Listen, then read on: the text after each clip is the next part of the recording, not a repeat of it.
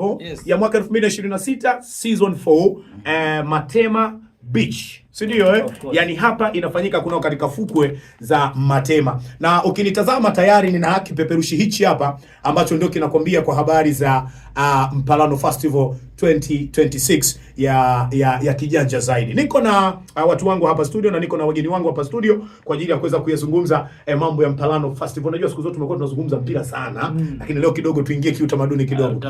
Angekuwa Puyo hapa ungesikia mzee Mangomba wameitwa kabisa na watu wengine kaifu. Si ndo wako huko? Ndio inaitwa hivyo. Basi wambengi au wansiganini? Wansiganini. Msimu wetu wa 4 kama tulivyoeleza na vipeperushi vyetu vinaonyesha hivyo.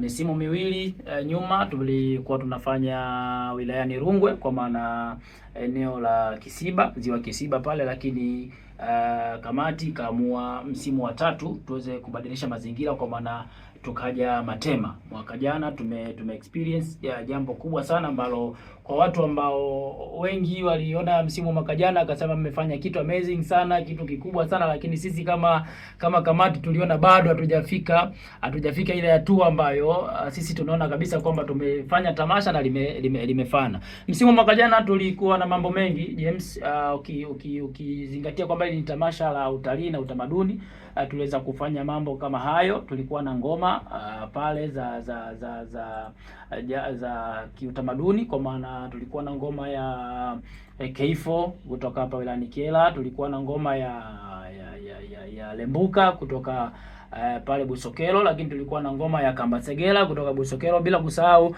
ndugu zetu wa Kioda kutoka pale Ikombe Matema. Hao wote waliweza kupamba stage ya Mpalano Festival mwaka jana. Lakini tulikuwa na maonesho ya biashara, bila kusahau tulikuwa na msafara mkubwa sana wa Team Land Cruiser na Team Land Rover ambao mwisho wa siku ilikuwa ni miongoni mwa kama kushawishi watu kuja kujionea vivutio vya utalii nyanda za juu kusini, lakini hususan mkoa wa Mbeya na wilaya ya Kyela.